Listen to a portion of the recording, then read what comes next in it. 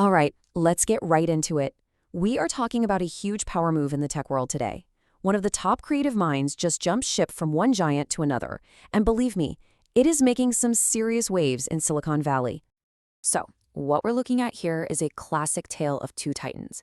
You've got Apple, a company that literally built its entire brand on beautiful design, suddenly losing a key player. And then you have Meta, who swoops in and snags that exact talent to fuel their own big ambitions. It's a pure gain for one and a major loss for the other. Now, I know what you might be thinking. It's just one person changing jobs, right? What's the big deal?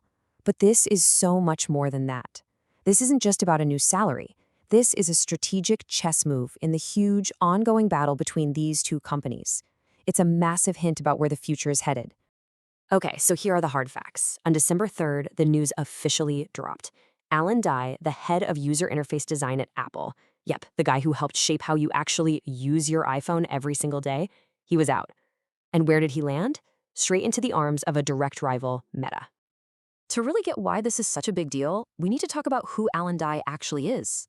I mean, what makes this one designer so important that his moves send shockwaves through the industry? Let's take a look at the man behind some of Apple's most famous designs.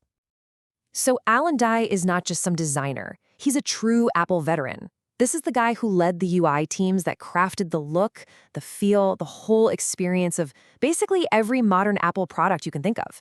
We're talking the iPhone, the Apple Watch, and even the super futuristic Vision Pro. I mean, just look at his track record at Apple. He started way back in 2006, worked his way up to lead designer by 2015.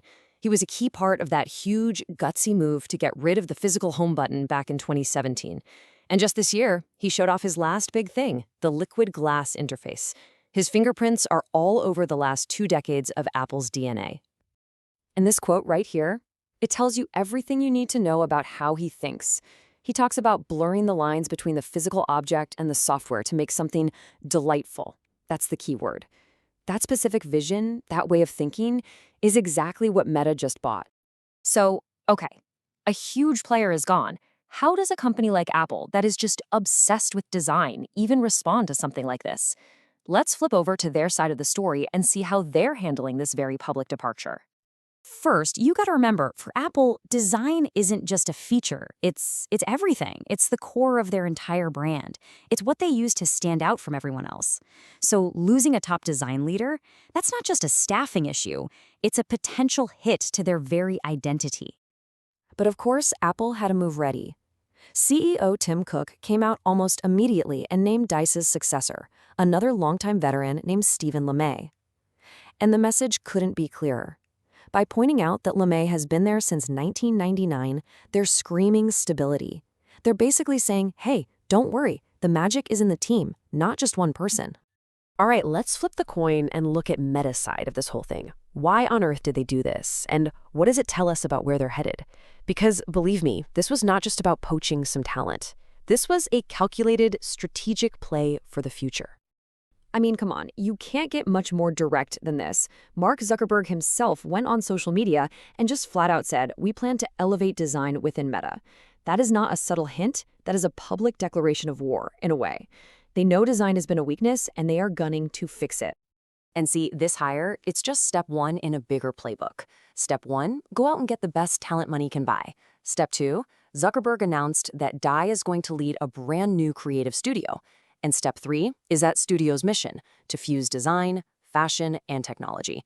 They're not just trying to build gadgets, they're trying to build desirable things you actually want to wear. And this is exactly where a guy like Dye is gonna make his mark. Meta's got a growing lineup of hardware. They've got the Quest VR headsets, and their Ray-Ban smart glasses have been a huge surprise hit. Sales literally tripled in the last year. And now they're looking ahead to even more AI-powered devices. That stuff needs to look amazing. And that's where he comes in. So let's zoom out, because this whole thing is really a symptom of a much bigger shift that's happening across the entire tech industry. This is a sneak peek at the next great tech battleground. For the last, 15 years, the big war was all about the smartphone. But that era, it's winding down. The new frontier is all about wearable, AI-powered hardware, devices that are supposed to just blend seamlessly into our lives, not just be screens that we stare at all day. And for any of that to work, the design has to be absolutely perfect. And look, Zuckerberg says it himself. He believes we're entering a new era. It's an era that's not going to be defined by apps on your phone, but by things like AI glasses that completely change how we interact with technology and with each other. Hiring Alan Dye is a massive bet on that future.